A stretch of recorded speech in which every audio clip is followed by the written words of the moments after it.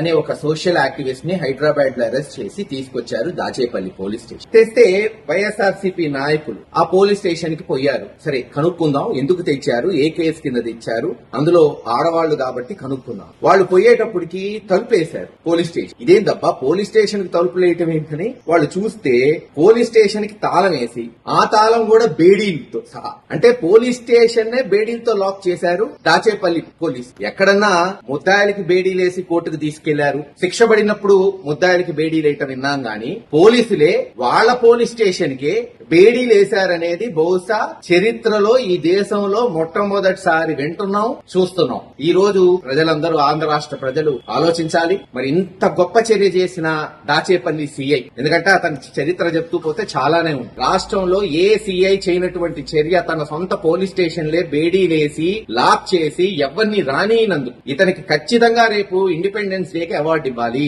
ఒక ఉన్నతమైన police officer గా అవార్డు ఇవ్వాలని కోరుకుంటున్నాం. ఇటువంటి పోలీస్ ఆఫీసర్ అసలు కనపడ్డు, వినపడ్డు, దొరకడు కూడా ఎక్కడ దేశం ఇటువంటి చర్యలు చేపడుతున్నందుకు. పైగా అంటాడు వైఎస్ఆర్సీపీ నాయకులు పోలీస్ స్టేషన్ కి రాకూడదు అంటే. ఎందుకు రాకూడదు? పోలీస్ స్టేషన్ అనేది గవర్నమెంట్ ఆఫీస్, ఎవరైనా రావచ్చు, ఏ పార్టీ వాడైనా రావచ్చు, ఏ ప్రజలైనా రావచ్చు. అసలు ఈ ప్రభుత్వం ఏం చేసిద్దో, సొంత పోలీస్ స్టేషన్ కే బేడీలేసిన ఇటువంటి సిఐని డీజీపీ గారు ఏం చేస్తారు, హోమ్ మినిస్టర్ గారు ఏం చేస్తారో సమాధానం చెప్పారు.